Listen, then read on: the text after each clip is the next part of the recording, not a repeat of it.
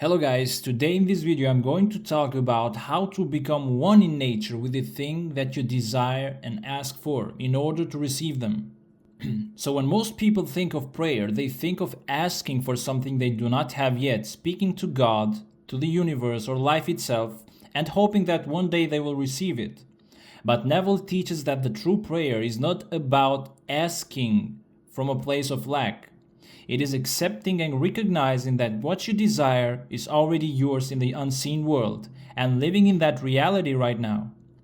So prayer is not about words, it's about an inner shift, changing the way you see yourself, changing the way you feel, until your inner state matches the state of already having your desire. This is why Neville points out that the Bible's command, believe that you receive, is written in the first person and present tense, because you must see yourself as already being the person who has what you want. It's not I will be healthy, but I am healthy now, or not I hope to be successful, but I am successful now. The moment you mentally and emotionally become the person who has that thing, you have begun to align your life with it, and what was once invisible will begin to take shape in your physical world. But there is a challenge. It's not always easy to step into that state if you are weighed down by resentment, guilt, or grudges from the past. All the emotional baggage can keep you locked in the feelings of your old life and blocking the doorway to your new one. This is why Neville says that to step into your desired nature easily, you must practice general amnesty, forgiving everyone and everything, including yourself, and letting go of those old stories frees your heart and mind and allowing you to fully accept the new reality that you want to live. So praying, as we have shown you before, is recognition. The injunction to believe that you receive is first person, present tense. This means that you must be in the nature of the things asked for before you can receive them. So praying is not what most people think it is. Many people think prayer is asking for something you don't have, like begging or hoping that God or the universe or some outside force will eventually give it to you. They think of prayer as external asking. They communicate with a higher power, hoping for a future outcome. And psychologically, this places the control outside of themselves, creating a sense of dependency and often anxiety because they are waiting for something uncertain to happen.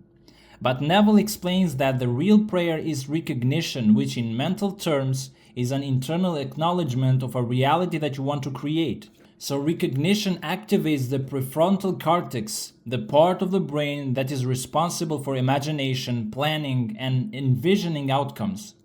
And by recognizing what you want as if it already exists, you train your mind to accept it as true and reducing internal conflict between desire and current reality. So recognition shifts your nervous system from stress and lack to calm and certainty. And when you mentally accept that your desired state exists, your brain stops reacting as if you are in danger or deprived and begins responding as if your desired reality is already present. And recognition here means that you are seeing, feeling, and knowing that what you want already exists, even if it hasn't shown up in the physical world yet. You are not asking for it, you are recognizing it, and you are acknowledging it as already real in the invisible world, in your mind and imagination. And the part believe that you have received it, here Neville refers belief as an active mental command. So to believe you are receiving is not a passive thought, it is a cognitive commitment to treat the desire as already real. Belief is a powerful driver of action and emotional state. What we genuinely believe changes how we perceive the world, how we respond to opportunities, and how we emotionally react. When you believe internally that you are receiving, your mind filters experiences differently. Your attention shifts toward evidence that supports your belief, reinforcing it. This is a classic psychological concept called confirmation bias. And your emotional state also aligns with that belief. Optimism increases, stress decreases, and your body naturally responds with more energy and motivation. And psychologically speaking, or thinking in first person and present tense, aligns your conscious and your subconscious mind, and the brain doesn't distinguish between vivid imagination and lived experience at the emotional level. When you say, I am confident now, the mind reacts as if this is real, producing emotional and behavioral responses consistent with the statement. And using present tense also prevents procrastination and keeps the emotional system engaged. Many people say I will or I hope, which triggers delayed gratification and keeps dopamine rewards uncertain. And by saying I am or I have, the brain's reward and motivation system activate immediately. For example, if someone wants financial security, saying I will have money someday, it will keep them in a future-focused anxiety state. But saying I have enough money now, I am secure and capable, activates feelings of safety and competence and abundance, and these feelings influence decision, risk-taking and focus. That will make it far more likely the person will behave in ways that create real financial outcomes. And the part this means that you must be in the nature of the things asked for before you can receive them. This means that before the thing can show up in your life, you must act, think, and feel as if you already are the person who has it. You have to live in the state of it now, in your imagination and feelings. And going more in detail, when Neville says be in the nature, it means your mental and emotional state must match the qualities of the thing that you want. So your brain operates on patterns. It has a self-image, a mental blueprint of who you are and how life works for you. And this blueprint influences how you feel every day and what you believe is possible or what you notice and pay attention to and how you react to situations. So if you want something, let's say confidence, success or love, but your current self-image is of someone shy, unsuccessful or unlovable, then there is a mismatch between your inner blueprint and your desired reality. So your thoughts, your emotions and behaviors will continue to follow your current self-image, not your desire. And being in nature means mentally upgrading your self-image so that it already includes the thing that you want as part of your identity. And the question is why the mind resists receiving something that you are not being yet.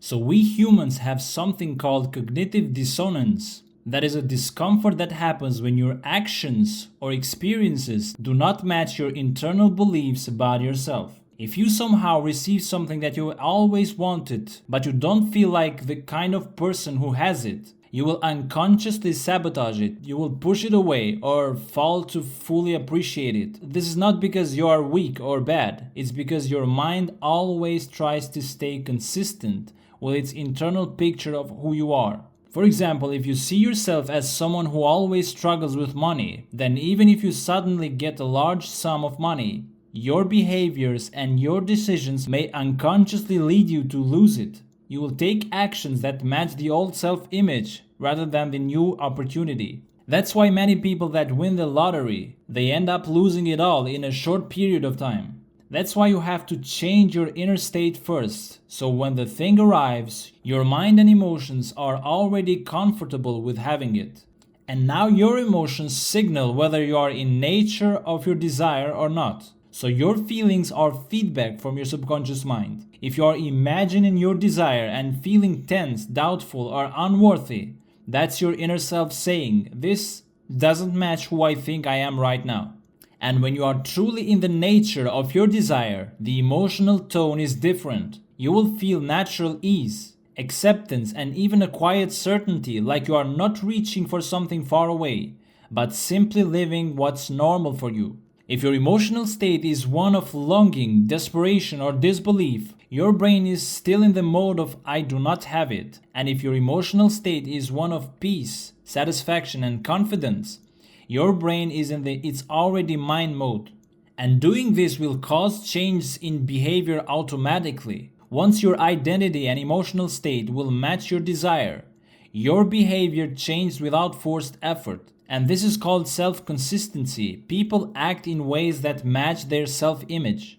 If you are a confident person in your own mind, you will speak differently, you will walk differently and make different decisions, not because you are forcing yourself, but because your brain's identity filter naturally guides you to do so. If you are financially secure in your own mind, you will make choices from stability instead of fear, which in turn helps maintain or grow your wealth. If you deliberately choose an inner state that matches what you want, for example, calm, secure, loved, or capable, your self-image will begin to shift to include this as part of who you are. You will start feeling aligned, comfortable, and deserving. and you notice more opportunities and supportive evidence in the world, and make decisions that reinforce and attract the reality you have already accepted. And the outer results will show up naturally because your inner and outer worlds are finally matched. So if you want something, you have to emotionally and mentally rehearse being the person who already has it until it feels normal. That means removing inner resistance and shifting your self-image and living internally from that place. If you try to skip this step and wait for the thing to come before you feel that way, you are depending on an external event to change your identity. And your brain doesn't work like that. You need to change the identity first, and the event will follow. And now, to make it easy, there is one more step. That is, to get into the nature easily, general amnesty is necessary. So getting into this nature of the thing desired means getting your mind and emotions into the same mental state that matches the life that you want to live. But getting into it easily means there should be no resistance. Resistance comes from conflicting emotional states. One part of you wants to feel the new reality, and another part is stuck in the old emotions, in anger, guilt, resentment, and tied to the past experiences.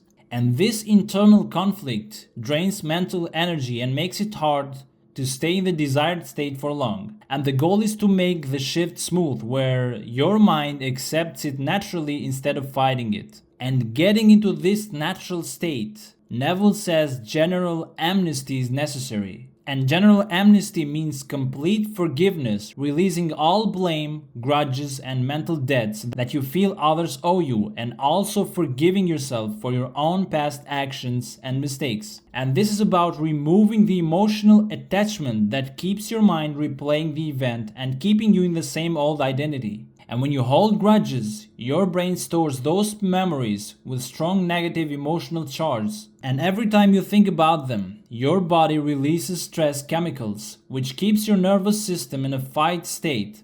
And in that state, it's nearly impossible to feel peace or joy or abundance. That are all the emotional qualities that you need for your new life. Why is this necessary? Is because your emotional state acts as a filter for how you see and experience the world. So if you are holding guilt toward yourself, your mind looks for ways to punish or limit you, making it very hard to feel deserving or something better. And these emotional patterns are like invisible habits. They pull your thoughts and behaviors back to what's familiar, even if it's painful. That's why you need to let go of all grudges, anger, blame, or bad feelings toward others and yourself. If you hold resentment or guilt, you are stuck in the vibration of your old you and can't easily step into the new fulfilled state. And general amnesty means forgiving everyone for everything, even if they are wrong, because that sets you free.